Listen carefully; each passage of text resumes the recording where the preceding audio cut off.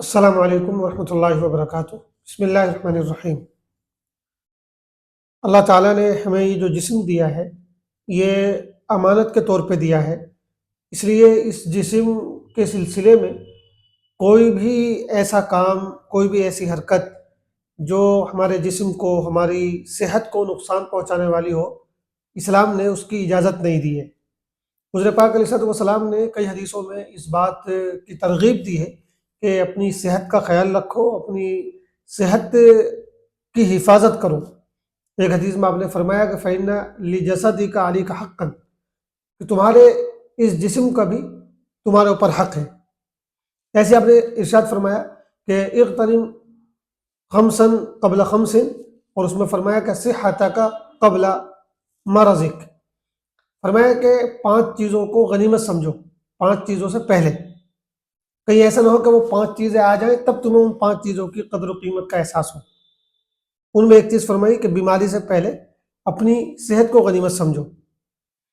ایک اور حدیث میں حضور پاک علیہ الصلوۃ والسلام نے ارشاد فرمایا کہ 2 چیزیں ایسی ہیں، 2 نعمتیں ایسی ہیں جن میں بہت سے لوگ غفلت اور دھوکے میں پڑے رہتے ہیں۔ نعمتان مغبون فیہما کثیر من الناس، الصحۃ والفراغ۔ ایک تو صحت اور تندرستی، اور دوسری فراغت یعنی فرصت۔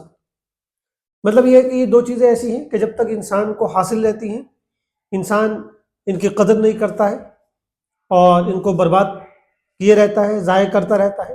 لیکن جب یہ دونوں چیزیں اس کے پاس سے چلی جاتی ہیں تب اسے پھر احساس ہوتا ہے کہ میں نے کتنی بڑی دولت کھو دی ہے۔ تو ان تمام حدیثوں سے یہ پتہ چلا کہ ہمارا جو یہ جسم ہے، ہماری جو یہ پوری باڈی ہے، اس کی ایک ایک چیز کی حفاظت کرنا یہ ہمارے اوپر فرض ہے۔ اللہ تعالیٰ نے ہمیں یہ پورا جسم، پوری باڈی، اس کی ایک ایک چیز، اس کا ایک ایک پارٹ امانت کے طور پہ دیا ہے۔ ہم اس کے مالک نہیں ہیں، لہٰذا ہم اس کو جیسے چاہیں ویسے استعمال کریں، چاہے تو برباد کریں، چاہے تو خراب کریں، اس کی ہمیں بالکل بھی اجازت نہیں ہے۔ یہی وجہ ہے کہ شریعت نے ہر ایسے عمل کو اور ہر ایسی حرکت کو ناجائز یا حرام قرار دے دیا ہے جس کی وجہ سے ہماری باڈی کو نقصان ہو رہا ہو۔ آج ہمارے نوجوانوں میں خاص طور سے اپنی صحت کو لے کر اور اپنے جسم کی حفاظت کو لے کر بڑی کوتاہی اور غفلت پائی جاتی ہے۔ ہم سمجھتے ہیں کہ ہمارا جسم ہم جو چاہیں کریں، لیکن یہ ہماری خام خیالی ہے، ہماری بھول ہے۔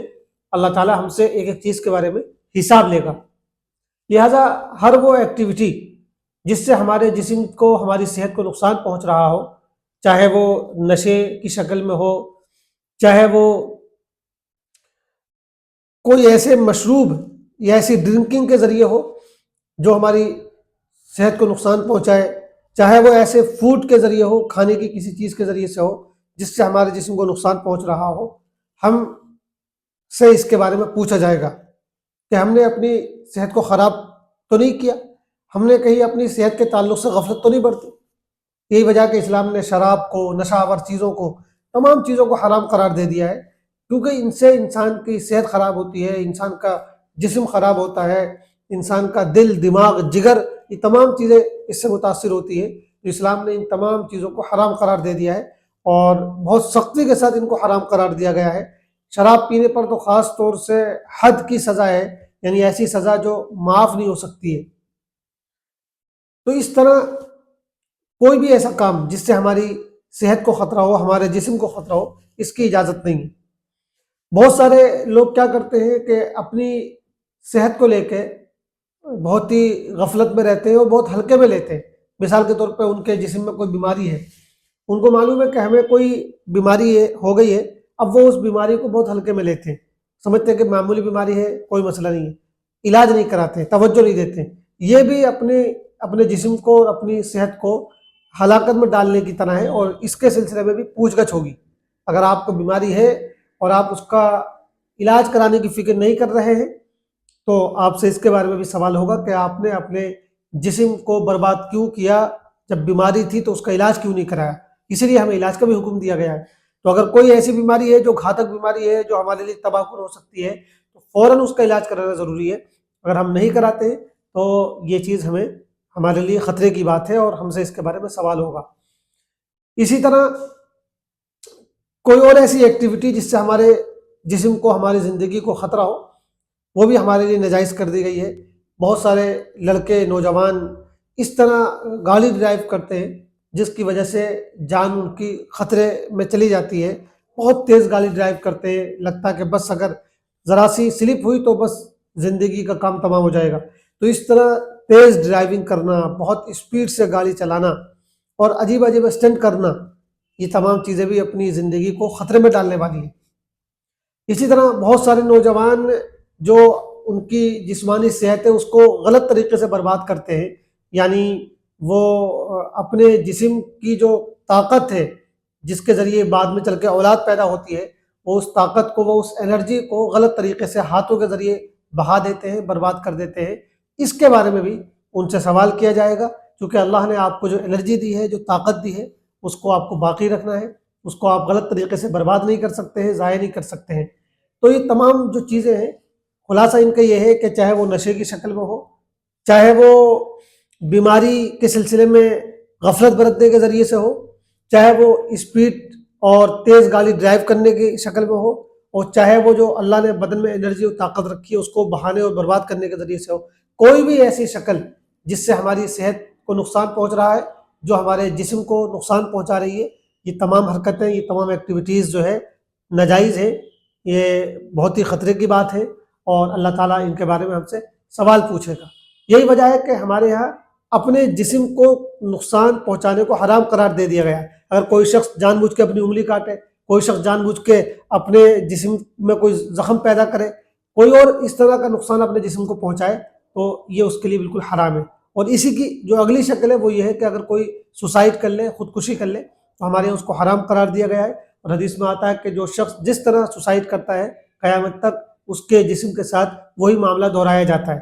اس کی وجہ یہی ہے، اس کی وجہ یہی ہے کہ چونکہ یہ جسم تمہارا ہے ہی نہیں، یہ اللہ کا ہے، اللہ کی امانت ہے، اللہ کا دیا ہوا ہے، تو وہ جس طرح اس نے کہا ہے اس کو ویسے استعمال کرنا ہے، اس کی حفاظت کرنی ہے۔ یہ بالکل ایسے ہی ہے جیسے آپ کا کوئی دوست آپ کے پاس آئے اور کہے بھئی مجھے تھوڑی دیر کے لیے آپ کی گاڑی چاہیے، آپ اس کو اپنی گاڑی دے دیں، تو اب آپ کی گاڑی ہے، اس کے پاس امانت ہے، اس کی ذمہ داری بنتی ہے کہ وہ آپ کی گاڑی کو ویسے استعمال کرے جیسے آپ نے کہا ہے، وہ آپ کی گاڑی کی حفاظت کرے، اور کوئی بھی ایسا کام جس سے آپ کی گاڑی کے ٹوٹنے کا، خراب ہونے کا خطرہ ہو، اس کو ہرگز نہیں کرے، اور اگر وہ ایسا کرتا ہے تو وہ مجرم ہوگا۔ یہی معاملہ ہمارے جسم اور ہماری اس باڈی کا بھی ہے، یہ اللہ نے ہم کو دیا ہے تو ہم کو ویسے ہی استعمال کرنا ہے جیسے اللہ تعالیٰ نے کہا ہے۔ کوئی بھی ایسی ایکٹیویٹی جو اس کے خلاف ہو، یہ ہمارے مجرم ہونے کے لیے کافی ہے۔ اس لیے اپنی صحت پر خوب دھیان دیجیے، اپنے جسم کی، اپنی زندگی کی حفاظت کیجیے، اس لیے کہ جب صحت نہیں رہتی ہے تو پھر بہت افسوس ہوتا ہے، لیکن جب صحت چلی جاتی ہے تو اس وقت پچھتاوا کرنے سے، افسوس کرنے سے کچھ حاصل نہیں ہوتا ہے۔ بعد میں کتنے لوگ ایسے ہیں جب ان کی صحت چلی جاتی ہے تو یاد کرتے ہیں کہ ہم نے فلاں وقت کوتاہی کی تھی، یہ غلطی کی تھی، یہ غفلت کی تھی، ہم نے صحیح سے علاج نہیں کرایا، صحیح سے دھیان نہیں دیا، تو ہماری صحت چلی گئی۔ پھر وہ افسوس کرتے ہیں اور روتے ہیں اور پچھتاتے ہیں، لیکن پھر اس کے بعد کچھ حاصل ہونے والا نہیں ہے۔ اس لیے اللہ نے یہ صحت جو دی ہے بہت بڑی نعمت ہے، ہم سب کو اس کی قدر کرنے کی ضرورت ہے۔ اللہ تعالی ہم سب کو اپنی صحت کی، اپنے جسم کی حفاظت کی توفیق عطا فرمائے، آمین۔ والسلام علیکم ورحمۃ اللہ وبرکاتہ۔